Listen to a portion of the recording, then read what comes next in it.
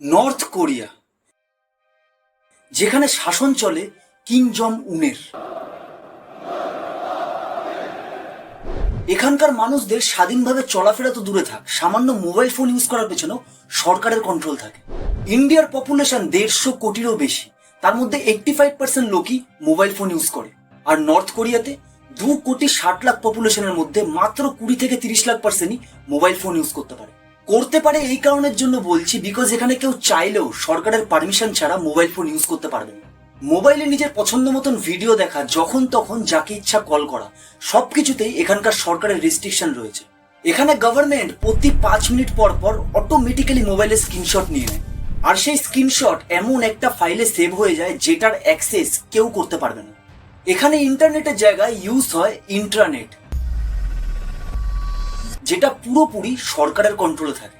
Facebook, YouTube, Instagram কোনো কিছুই এখানে চলে না। এখানে সবাই সেটাই দেখতে পায় যেটা এখানকার সরকার তাদেরকে দেখাতে চায়। আসলে কি কারণের জন্য নর্থ কোরিয়ার গভর্নমেন্ট মানুষদের তো ডিপলি সার্ভেলেন্সের মধ্যে রাখতে চায়, চলো আজকের ভিডিওতে সেটাই জানা যাক। স্মার্টফোন এখন আমাদের লাইফে এতটাই ইম্পর্টেন্ট হয়ে দাঁড়িয়েছে, যার মধ্যে আমাদের ছবি, ভিডিও থেকে শুরু করে আমাদের ব্যাংক অ্যাকাউন্ট, ইভেন আমাদের লাইফের অনেক প্রাইভেট জিনিসও আমরা স্মার্টফোনের মধ্যেই রেখে দিই। কিন্তু যদি আমাদের ফোনের পুরো কন্ট্রোল থাকে সরকারের হাতে, তাহলে কি আমরা ফোনকে এতটা সেফলি ভাবে ইউজ করতে পারবো?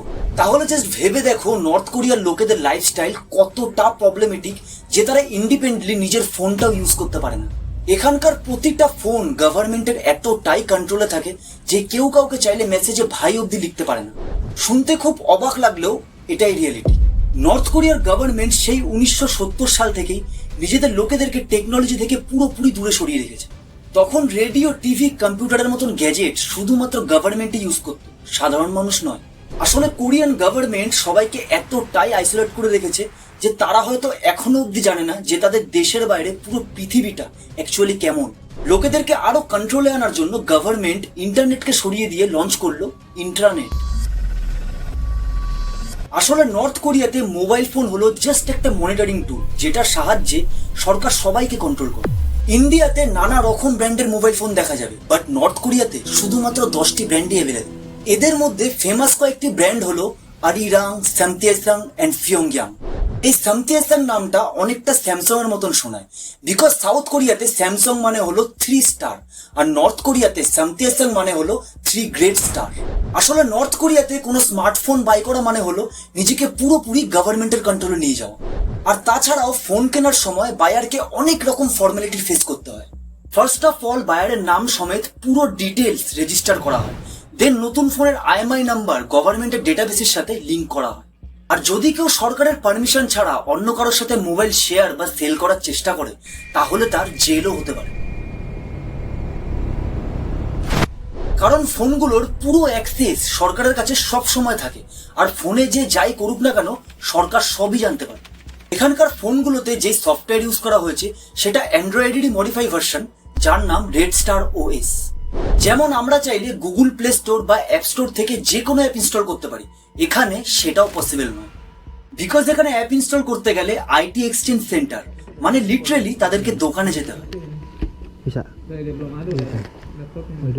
সেখানে ফোনটিকে কম্পিউটারের সাথে কানেক্ট করে দেন ম্যানুয়ালি অ্যাপ ইনস্টল করা হয়। এবার যতক্ষণ না টাকা দিয়ে সেই অ্যাপের অ্যাক্টিভেশন কোড কেনা হচ্ছে, ততক্ষণ অব্দি সেই অ্যাপটি কেউ ইউজও করতে পারবে না। ইভেন কোনো অ্যাপ ইনস্টল করার পর আনইনস্টল করতে গেলেও সরকারের পারমিশন লাগে। কিন্তু এদিকে নর্থ কোরিয়ান গভর্নমেন্ট চাইলে যখন তখন ফোনে অ্যাপ ইনস্টল করে দিতে পারে, আর সেটা কেউ জানতেও পারে না। এখানকার প্রতিটা ফোনকে এমন ভাবে তৈরি করা হয়েছে যে গভর্নমেন্ট অ্যাপ্রুভড অ্যাপস ছাড়া বাকি কোনো অ্যাপস ইনস্টল করা পসিবল নয়। নর্থ কোরিয়ার মানুষরা শুধুমাত্র 3G নেটওয়ার্ক ইউজ করত, কিন্তু 2024-এ 4G নেটওয়ার্ক ইন্ট্রোডিউস হওয়ার পর সেটি সাধারণ মানুষের জন্য খুবই কস্টলি। শুধুমাত্র এলাইট ক্লাস লোক আর গভর্নমেন্টের সার্ভেন্টরাই এটা ইউজ করতে পারে। আর এই নেটওয়ার্কও এতটাই কন্ট্রোলড যে শুধুমাত্র গভর্নমেন্টের অ্যাপ্রুভড করা 5000 ওয়েবসাইটই অ্যাক্সেস করা পসিবল। ফেসবুক, ইউটিউব, ইনস্টাগ্রাম আর গুগলের যত রকম সার্ভিস আছে কোনো কিছুই এখানে চলে না। এখানে মুভি বা নিউজের নামে শুধুমাত্র গভর্নমেন্টের প্রপাগান্ডা দেখানো হয়। নর্থ কোরিয়ার নিজস্ব নেটফ্লিক্সও আছে, যার নাম ম্যান ব্যাংক।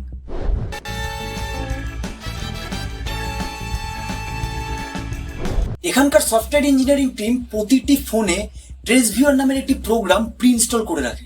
আর এই প্রোগ্রামের মেন কাজ হলো ফোনগুলোতে র্যান্ডমলি স্ক্রিনশট নেওয়া। আসলে নর্থ কোরিয়াতে ফরেন কালচার বা ফরেন মুভি দেখা পুরোপুরি ইলিগাল। আর তা সত্ত্বেও যদি কেউ এগুলো দেখতে যায় তাহলে ফোনগুলো অটোমেটিক্যালি স্ক্রিনশট নিয়ে নেয়। আর সেই স্ক্রিনশট এমন একটি ফোল্ডারে সেভ হয়ে যায় যেটির অ্যাক্সেস চাইলেও কেউ করতে পারে না। আর এইসব স্ক্রিনশটের ডেটা ডিরেক্ট চলে যায় সরকারের কাছে। এখানকার গভর্নমেন্ট এমন একটি সিস্টেম ক্রিয়েট করেছে যার সাহায্যে ফাইল ডকুমেন্টস বা ভিডিওতে গভর্নমেন্টের ওয়াটারমার্ক পড়ে যায়। আর যে ফাইল বা ভিডিওতে ওয়াটারমার্ক থাকবে না সেটা এখানকার ফোনগুলোতে ওপেনই হবে না। এছাড়াও ফোনে কোনো রকম ফরেন অ্যাপস বা ভিডিও আছে কিনা সেটা চেক করার জন্য এখানে গ্রুপ 109-এর একটি পুলিশ ফোর্স অ্যাক্টিভ করা হয়েছে। এদের মেন কাজই হলো লোকেদের ফোন চেক করা। এরা চাইলে রাস্তাঘাটে যার তার ফোন চেক করতে পারে। আর ফোনে যদি কোনো রকম ইলিগাল জিনিস এরা পেয়ে যায় তাহলে তাকে সোজা পলিটিক্যাল প্রিজন বা ফোর্সড লেবারের কাজ করানো হয়। এখানে ফোনের কিপ্যাডের উপরেও সরকারের কন্ট্রোল থাকে। ধরো কেউ যদি কিপ্যাডে ওপা টাইপ করে, মানে নর্থ কোরিয়ান ল্যাঙ্গুয়েজে ভাই, তাহলে সেটা ট্রান্সফর্ম হয়ে গিয়ে কমরাড লেখা। When I enter it, it automatically changes to the word comrade. আর কেউ যদি ফোনে সাউথ কোরিয়া টাইপ করে তাহলে সেটা অটো কারেক্ট হয়ে গিয়ে পাপেট স্টেট দেখাবে। Puppet state, which is what the North calls the South.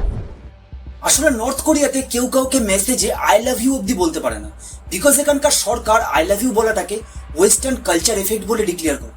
এখানে ভালোবাসা শুধুমাত্র একজনের উপরেই হতে পারে, আর সে হলো তাদের সুপ্রিম লিডার। সামান্য সেলফি তোলার উপরেও এখানকার সরকারের রেস্ট্রিকশন আছে। সেলফিতে পিস সাইন দেখানো কিংবা মডার্ন পোজেস দেওয়া সেটাকেও এখানকার সরকার ওয়েস্টার্ন কালচার হিসেবে মনে করে। আর কেউ যদি এখানে লিডারের স্ট্যাচুর সাথে ফটো তুলতে যায় তাহলে কোনোভাবেই যেন তাদের লিডারের ফটো কেটে না যায়। আর এটা শুধু নর্থ কোরিয়ার লোকেদের জন্য নয়, ইভেন কোনো টুরিস্ট এসেও যদি এখানে তাদের স্ট্যাচুর সাথে ফটো তুলতে যায় তাহলে মোবাইলে তাদের ফটোতে স্ট্যাচু যেন পুরোপুরি দেখা যায়। फॉलो करनी है। जो हमारे गाइड है वो हमको देख रहे हैं कैसे फ़ोटो खिंचा रहे हैं, क्योंकि ये हमको गाइड कर रहे हैं उसके बाद कि आप मेक श्योर करो कि आप पूरी जो पिक्चर है वही लो। বিকজ তারা মনে করে ফোনে তাদের লিডারের ছবি কেটে যাওয়া মানে তাকে অসম্মান করা হচ্ছে। ऐसा ना करो कि आप काट दो ऐसे कर, क्योंकि बहुत बड़ा डिसरेस्पेक्ट है इनके लिए। আর কেউ যদি ভুল করেও এরকমটা করে ফেলে তবে তার পরিণতি হয় ডিরেক্ট জেল, সেটা নর্থ কোরিয়ার কেউ হোক কিংবা বাইরের কেউ। ধরুন আপনি নর্থ কোরিয়াতে ঘুরতে গেলেন, তবে আপনার ফোন, ল্যাপটপ, ঘড়ি থেকে শুরু করে যেই যেই গ্যাজেট আপনি ক্যারি করবেন সবকটি গ্যাজেটকে চেক করার পরে একটি লিস্ট তৈরি করা হবে।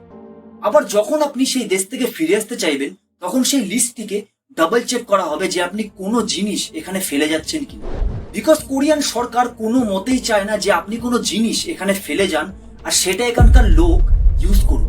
আপনি চাইলে এখানে সিমও কিনতে পারবেন, কিন্তু সেটার দাম অনেকটাই বেশি, ইন্ডিয়ান কারেন্সিতে প্রায় 4,500 থেকে 5,000 টাকা।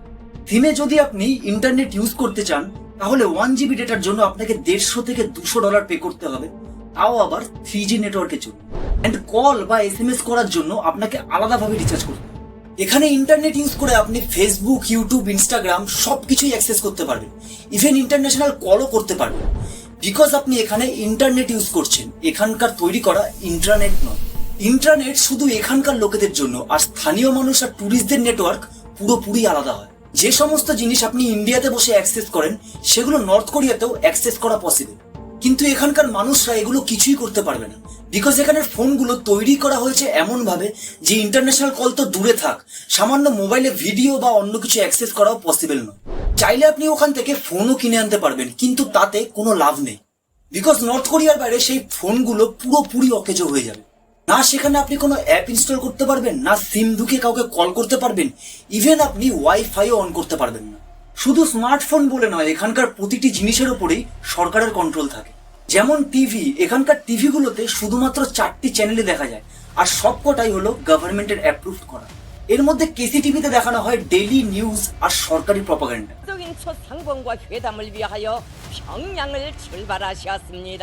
মানসুদা টেলিভিশনের সাহায্যে এখানকার মানুষরা ডাবিং করা কিছু ইন্টারন্যাশনাল মুভিও দেখতে পায়, যেমন Indian movie Baahubali and 3 idiots north কোরিয়াতে খুবই popular. Which movies did you see? Baahubali. DPR के में यहाँ पे इंडियन मूवीज चलती है, यहाँ पे बाहुबली इतना पॉपुलर है ना भाई। एंड ये मैंने जब मेरा फ्रेंड गया था रेस्टोरेंट, वहाँ पे भी देखा था हमने।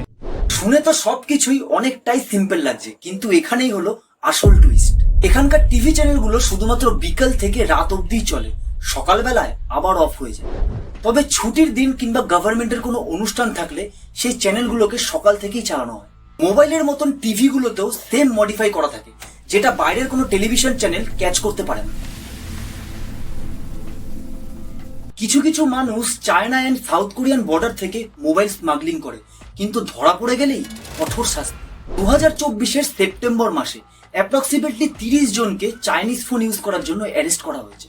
এর মধ্যে কিছু জনকে 10 বছরের জন্য লেবার ক্যাম্প আর বাকিদেরকে ফ্যামিলি সমেত পলিটিক্যাল প্রিজনে পাঠানো হয়েছে। মানে কেউ যদি দোষ করে সাজা তার ফ্যামিলিও পাবে।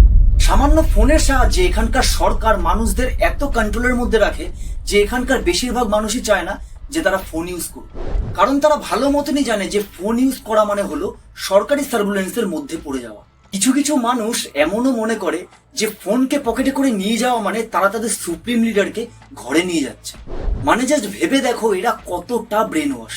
আর এইসব কারণের জন্য এখানের বেশিরভাগ লোক স্মার্টফোনের জায়গায় কিপ্যাড ফোন ইউজ করে, যেগুলোতে সরকারি সার্ভুলেন্স স্মার্টফোনের তুলনায় অনেকটা কম থাকে।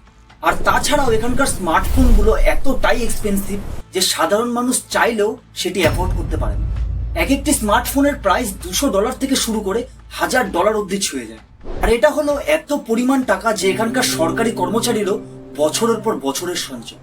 আর ফোন কিনে নিলেও চার্জ দেবেন কি করে?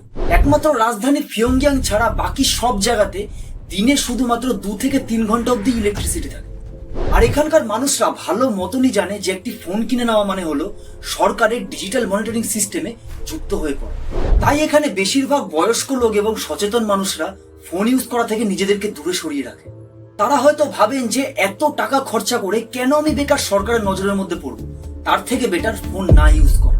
যেখানে পুরো পৃথিবী এখন ডিজিটাল ওয়ার্ল্ডের সাথে যুক্ত হচ্ছে, সেখানে নর্থ কোরিয়ার মানুষরা নিজেদেরকে এর থেকে দূরে সরিয়ে রেখেছে শুধুমাত্র তাদের সেফটির জন্য। আমাদের কাছে হয়তো স্মার্টফোন খুবই কাজের জিনিস, কিন্তু নর্থ কোরিয়ার মানুষের কাছে এটা হলো জাস্ট একটা ট্র্যাপ। ভিডিওটি ভালো লেগে থাকলে let's hit the like button. দেখা হচ্ছে নেক্সট ভিডিওতে। Till then stay healthy, stay happy, bye by.